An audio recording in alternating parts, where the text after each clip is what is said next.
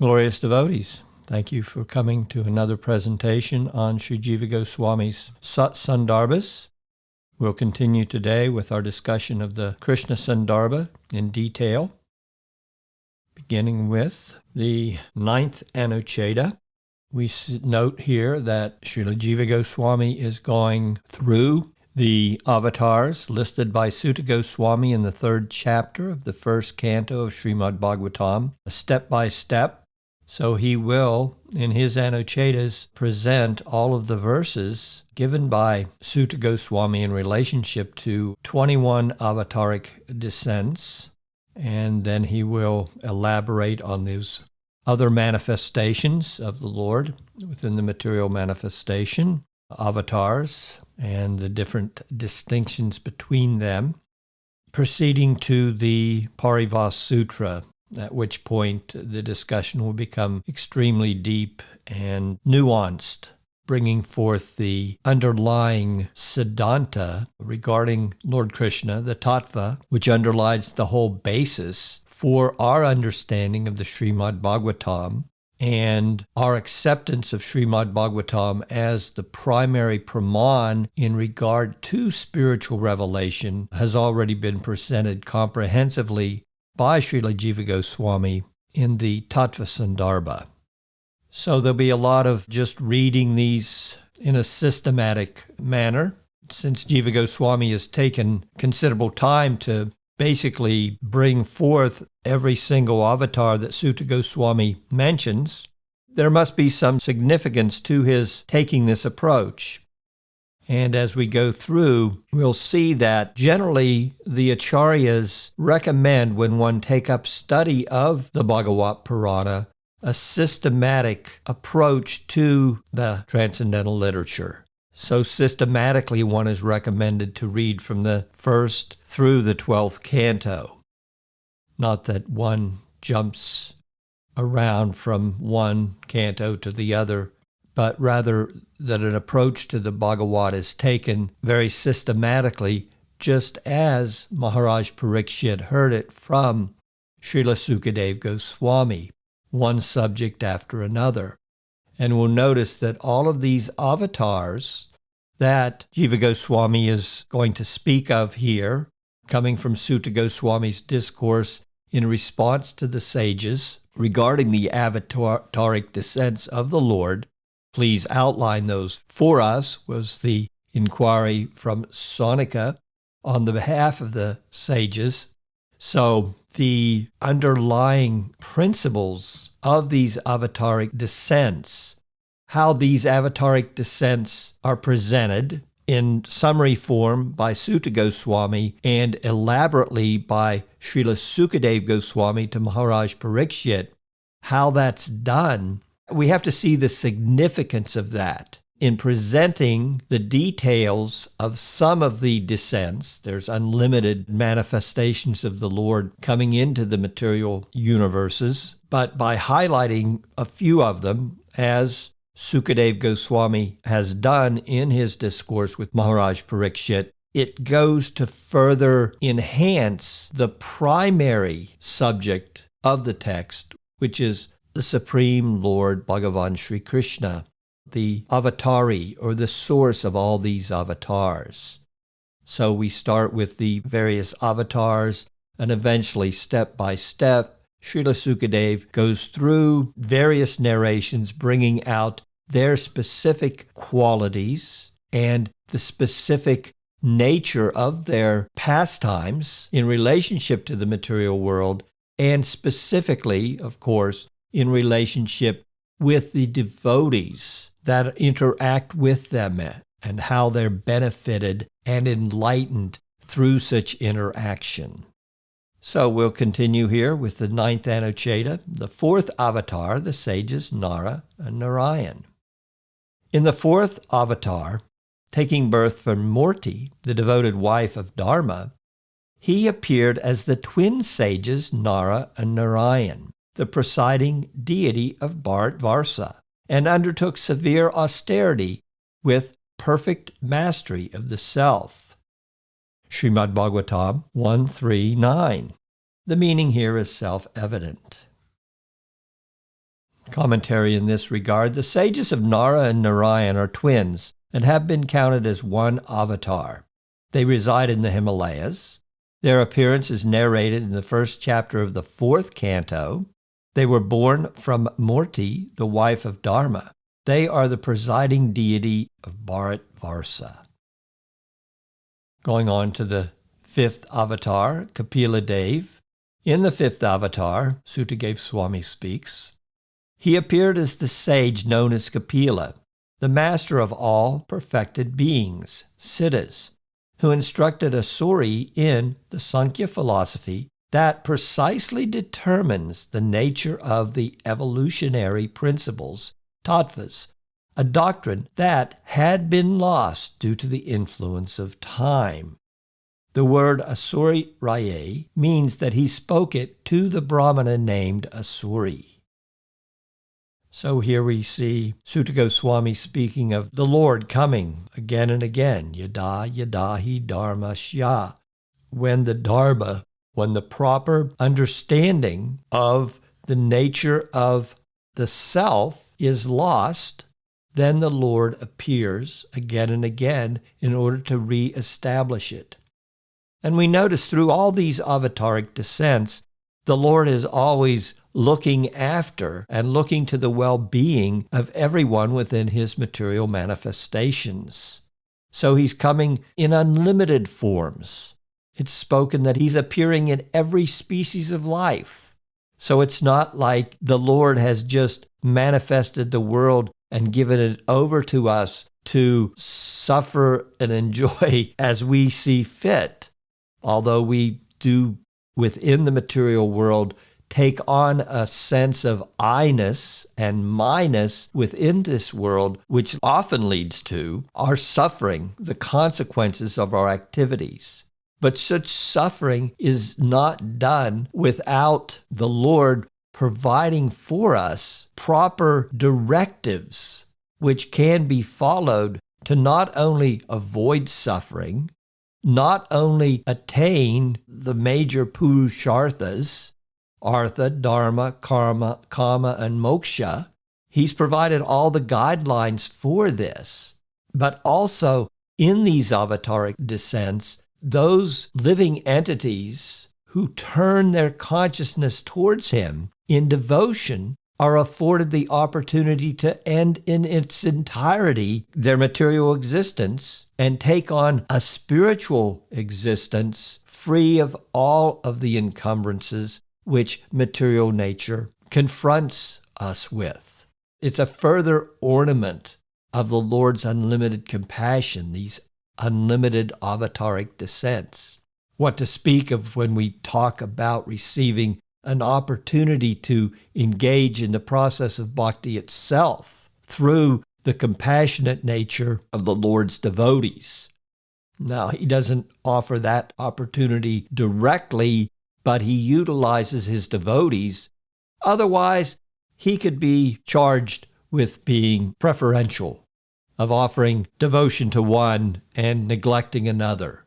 But rather, the devotees, utilizing their discriminatory power, make an offering of devotion, specifically in bhakti. They make that available according to their fine discrimination. Regarding Kapila Dev, the appearance and teachings of Kapila are described in chapters 23 to 33 of the 3rd canto. The word siddha here refers to a person permanently established in immediate realization of the self. Sankhya teaches discernment between the material body, prakriti, and the conscious self, purusha. This distinction forms the basis of all spirituality. Sankhya is said to be the oldest school of philosophy.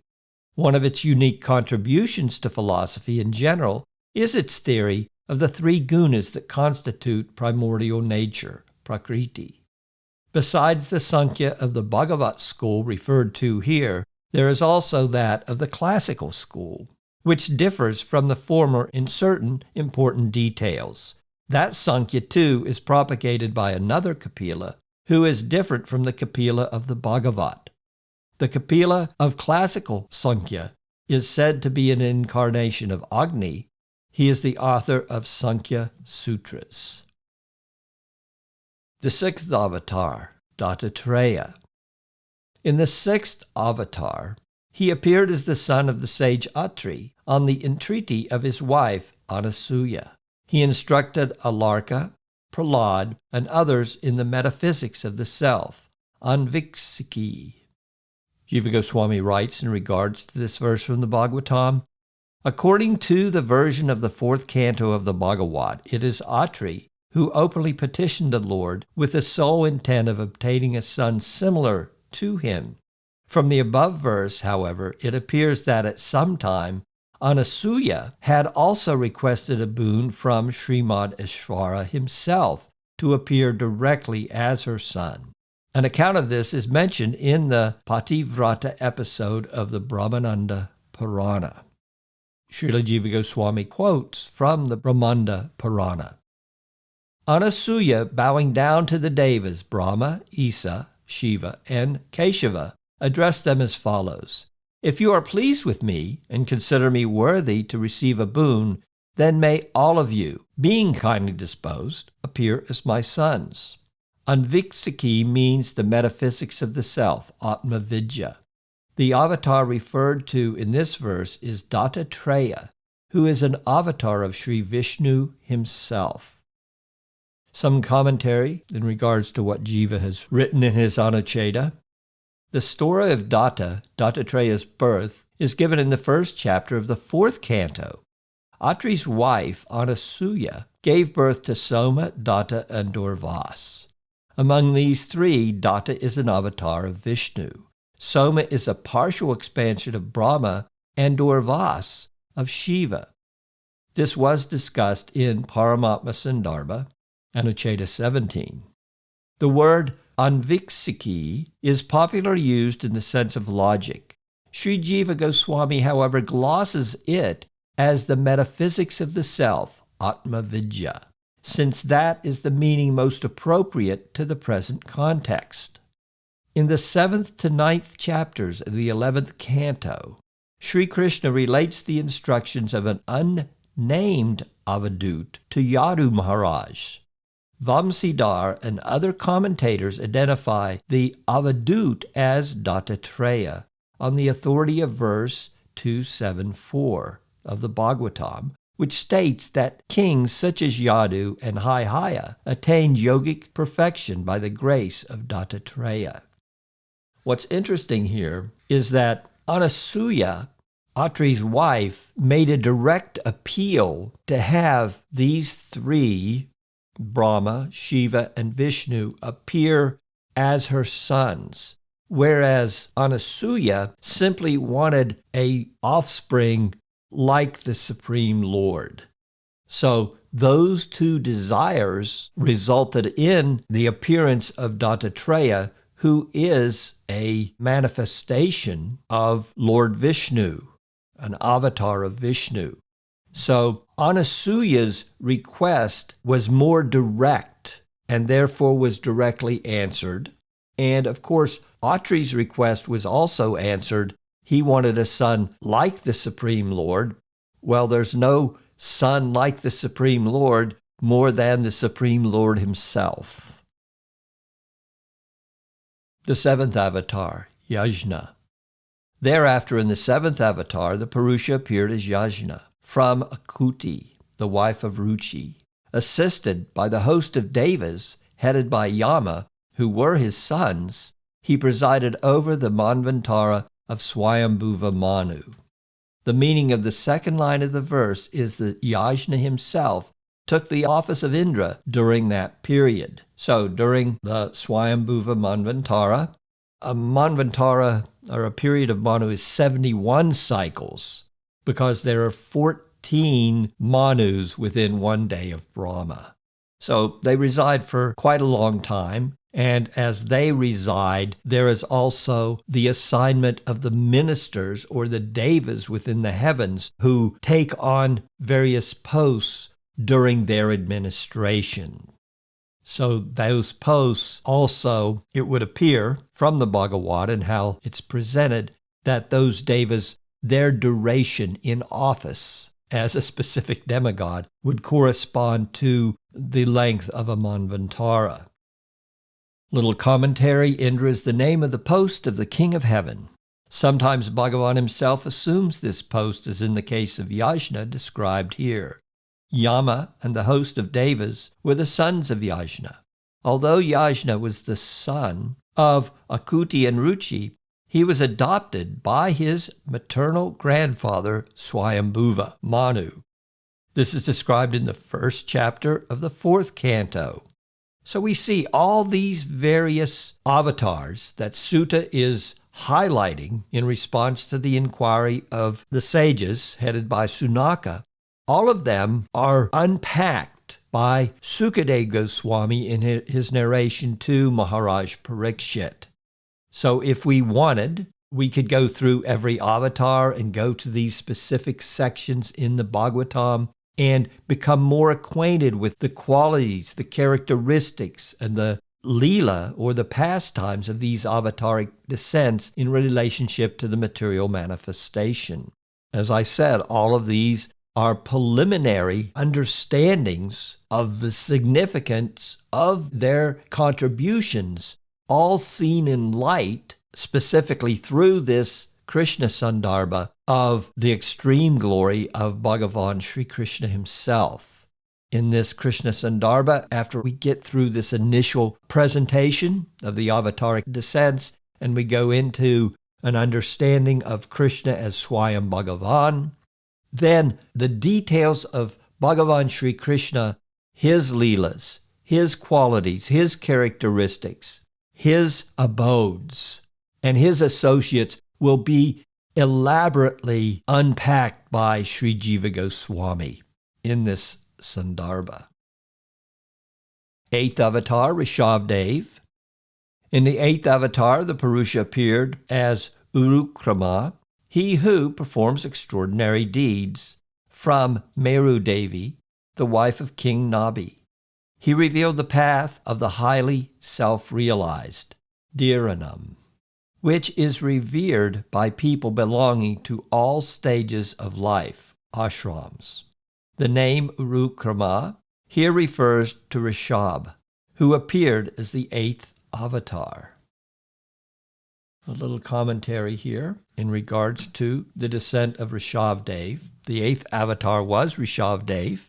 In the last phase of his life, he renounced his kingdom and led a life of supremely elevated awareness, known as Avadut or Paramahamsa.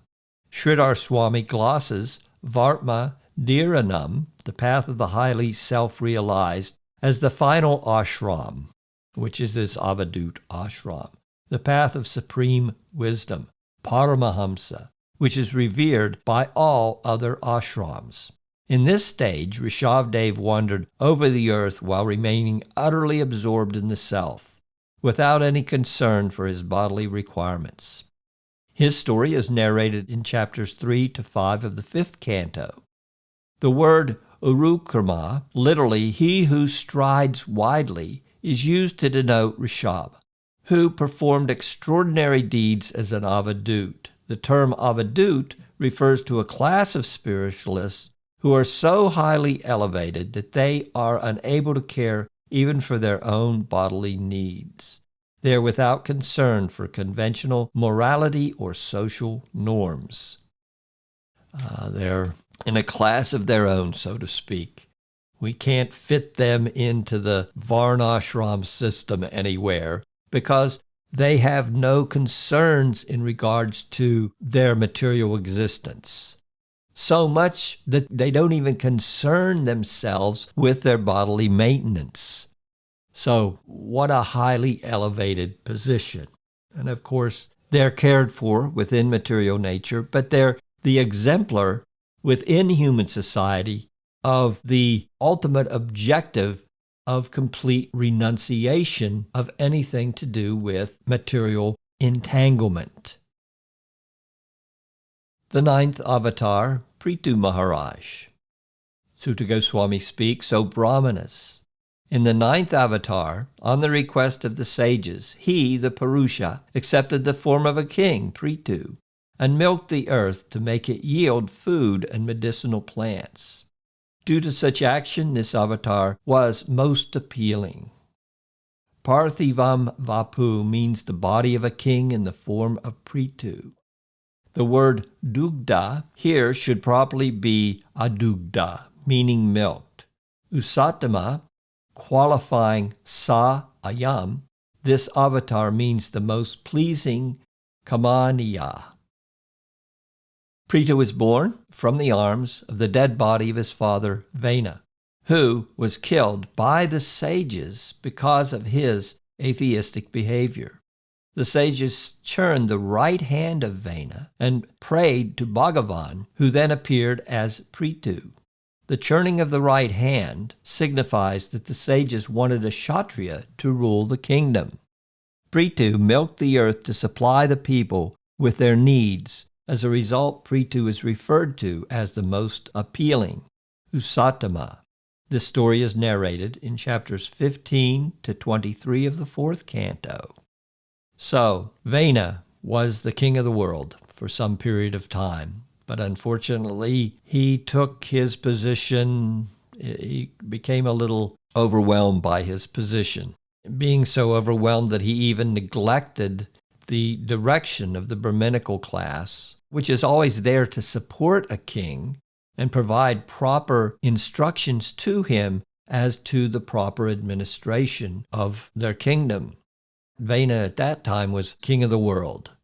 He basically started to persecute the Brahmanas, and he refused to follow their directions, and as a result, he was cursed, and he was cursed to death. His mother took his dead body and placed it in a preservative of a herbal bath preservative, and because of that, the Brahmanas could go to her and arrange for this churning of a significant, as mentioned in the Bhagavatam, in the 4th canto, significant right hand of his dead body.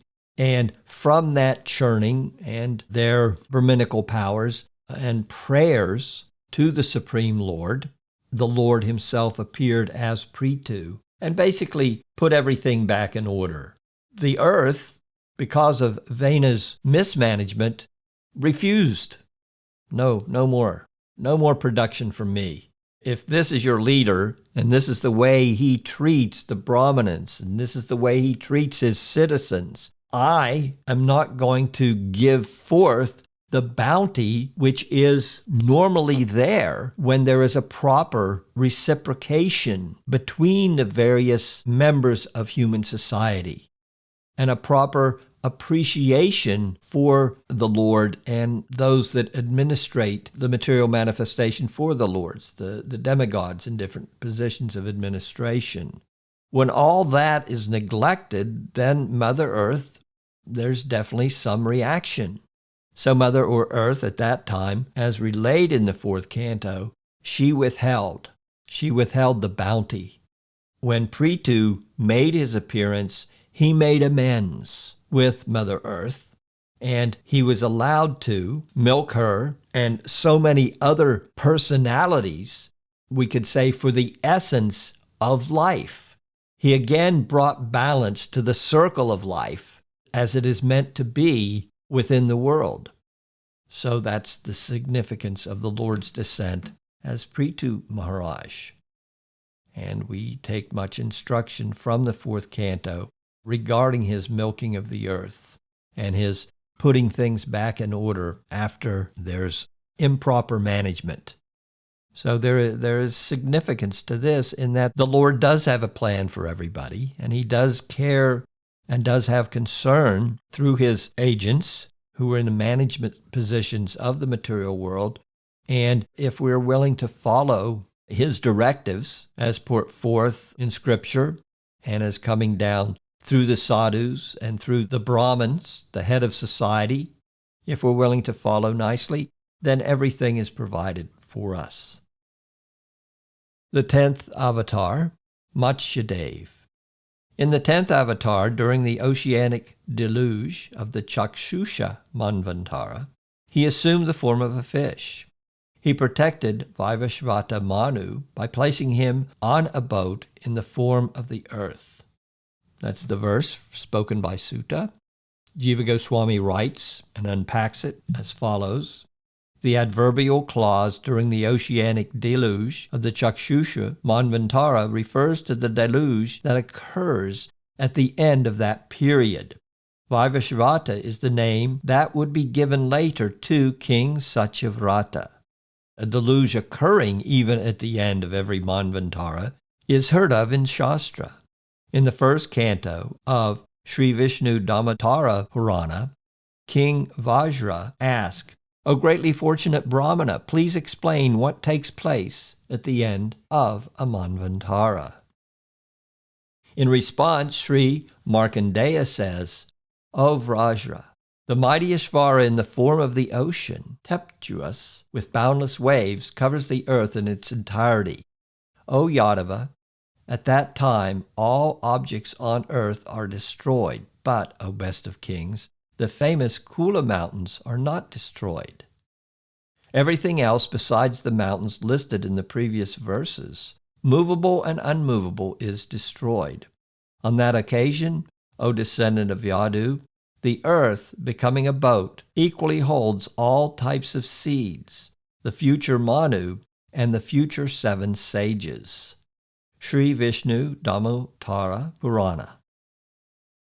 Jiva Goswāmī continues, the same conclusion is perfectly evident in Harivamsa Purana from the chapter entitled Dissolution at the end of each Manvantara, as well as in the commentary on that section. It is therefore to be understood that the mention of the Chakshusha Manvantara and Vaivasvata Manu in the verse serves simply as an indicator, upalaksana, for the Purushas assuming this form and protecting other Manus in other Manvantaras also. So Jiva is making the point here in this Anucheta that this descent, Matsyadev, is coming at the end of every Manvantara. And as we mentioned, there are 14 Manus in a day of Brahma. So Matsyadev, according to Śrī Jīva Gosvāmī, in his Sandarbhas, is appearing again and again because this specific descent that Sutta Goswāmī is pointing to at the beginning of the Bhagavatam is an upalakshana. It's an indicator for all the other Manvantaras and the ends of their reign. Jiva's taken the time to point this out so that there's no misunderstanding regarding what's stated in Shastra according to our Gaudiya perspective. He's arrived at this conclusion. Some commentary here. Here it is stated that Matsyadev appeared at the end of the Chakshusha Manvantara, when the earth was submerged in the ocean. He protected King Satyavrata by carrying him in a boat in the form of the earth. Satyavrata became the Manu called Vaivasvata in the 7th Manvantara, which is running at present. Śrī Jīva Goswāmī comments that although the deluge is described as occurring at the end of the Chakshusha Manu period, this is merely indicative of its recurrence at the end of each Manvantara. The story of Matsya Avatāra is found in the 24th chapter of the 8th canto. He appeared to protect King Satyavrata, the sages, and all seeds and herbs during the deluge. Bhagavan appeared as a gigantic fish with a horn. The king tied a boat to his horn and ascended into it along with the sages and the seeds. While roaming through the waters of devastation, Matsya offered instruction on spiritual topics. It may be noted that the story of such a deluge is common in most religions. The word Noah is cognate, same original word or root with the Sanskrit word nau, a boat. So it appears that some of the Vedic knowledge is also coming into the other spiritual paths within human society over time. The 11th avatar, Kurma. In the 11th avatar, when the Suras and Asuras were churning the ocean, the omnipresent Purusha, assuming the form of a tortoise, supported the Mandara mountain on his back. The meaning is self-evident. The story of Kūrma avatar is given in chapters 5 to 8 of the 8th canto. It forms part of the episode of the churning of the ocean of milk. This is one of the most popular stories described in the Itihasas and Puranas.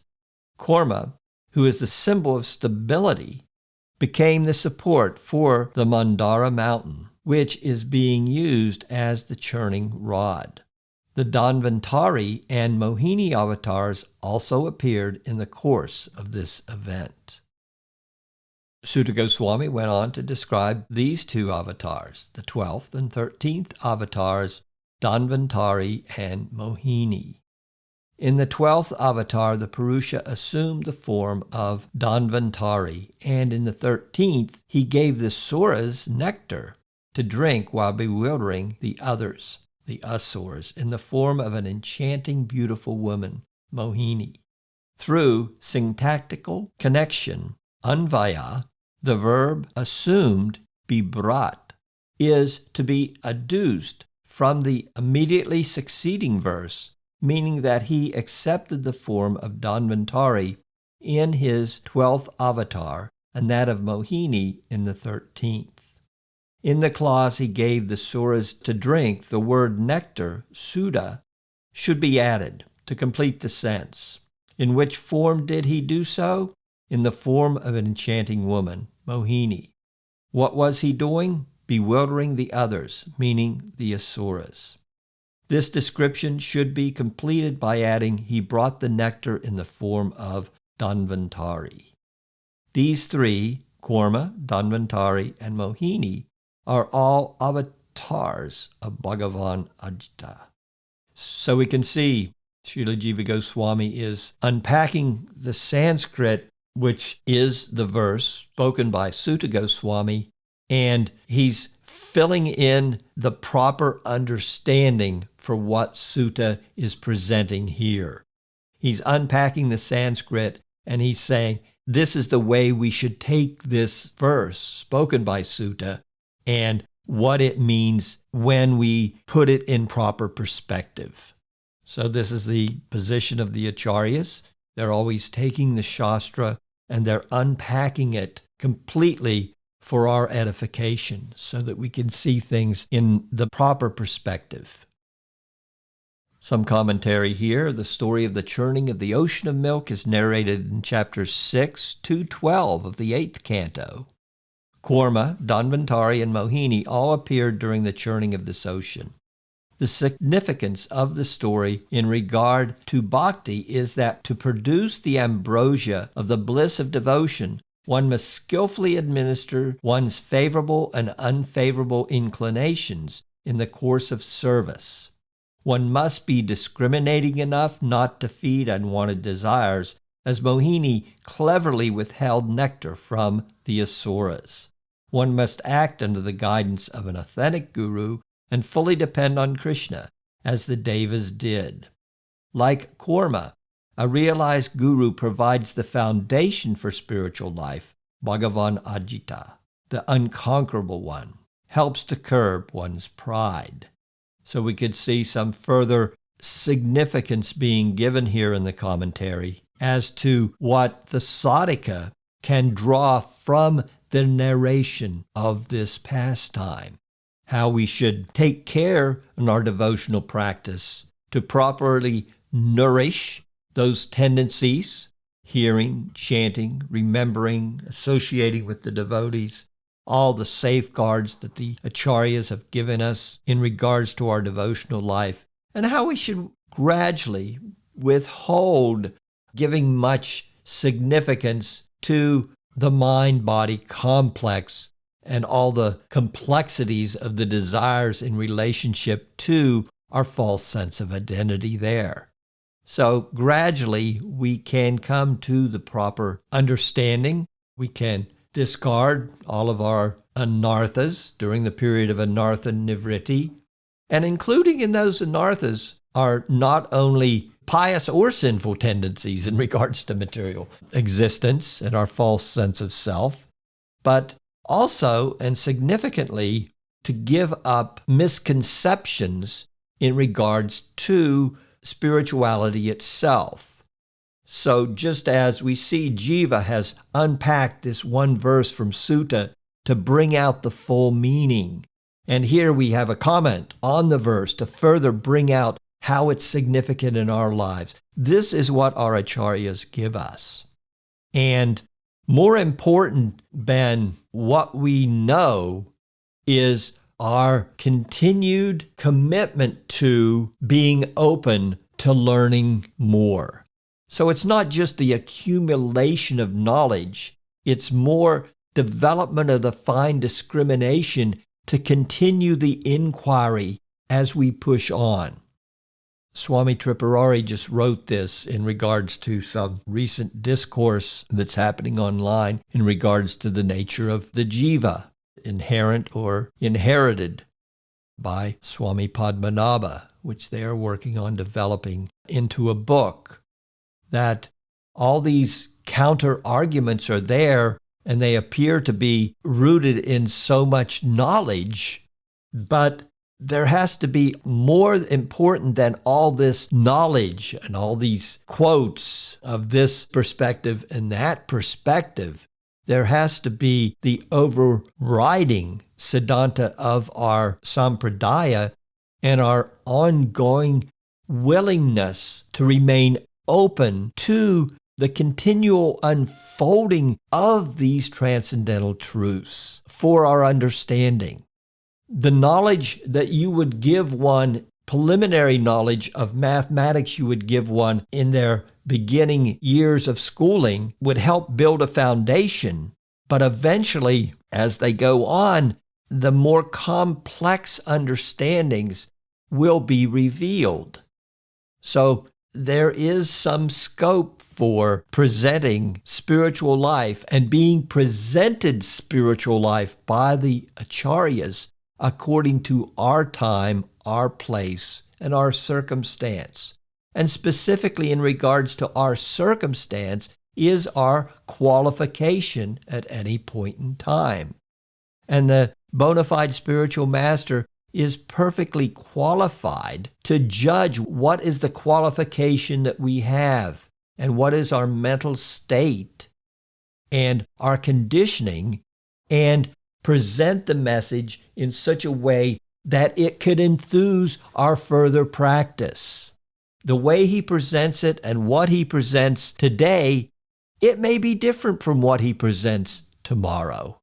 This is a very significant point. If we are so fortunate as to remain open to continually learning from Guru, Sadhu, and Shastra, the learning will not end, and the depth of our understanding will not be fixed in any one point in time, but it'll always be a dynamic affair where we are continually receiving more and more revelation according to our ever-increasing qualification. Moving ahead to that favorite of the Gaudiyas, the 14th avatar, Nṛsiṁha.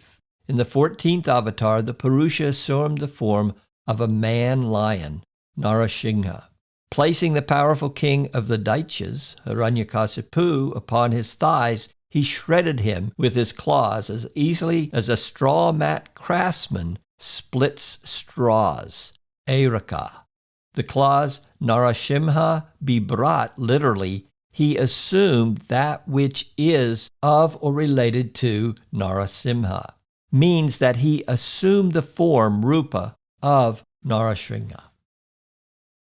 Some commentary. The story of Bhagavan Nṛsiṁha is found in chapters 8 to 10 of the 7th canto. This account demonstrates that a devotee cannot be subdued by a non-devotee, even under the most trying of circumstances. It also informs us that one cannot become immortal through the material intellect alone, as attempted by Hiranyakasipu. A finite being cannot outsmart the infinite, omniscient God. We have time for one more here, so we'll end in a Leela discussion regarding a smaller manifestation of the Supreme Lord in one way, the 15th avatar, Vamanadev. In the 15th avatar, assuming the form of a dwarf, the Purusha went to the sacrificial arena of King Bali and begged land from him, measuring 3 steps, with the intention of taking back the domain of the gods. The verb kritva, having done, means after manifesting, prakataya. The story of Vamanadev is narrated in chapters 18 to 22 of the 8th canto. The word vamanaka, literally a dwarf, carries the additional sense of one who dwarfs the pride of miscreants. Dustanam madam vamayatiti vamanakam. This tale demonstrates that if, like Bali, one remains under the shelter of one's guru, he remains unopposed even by God himself. Everything belongs to God, and if one offers all one's so-called possessions to him, he in turn becomes subservient to such a person. So we've made quite a bit of progress in this discussion. We'll finish up with the listing presented by Sutta and elaborated upon by Jiva in our next discourse on the Kṛṣṇa Sandarbha. And then we enter into a more in-depth philosophical analysis of the nature of Bhagavan Śrī Kṛṣṇa in relationship to his other avataric descents and his other appearances in the world through his various Shaktis and empowered agents. I thank you so much for your kind association. Vanchakalpadubhischa, Kripasindubheva-cha, Patitanam, Pamanevyo, Vaishnavedyo Namo Namaha. Hare Krishna. Dhīra dhīra jana priyau priyakarau nirmasanau pujitau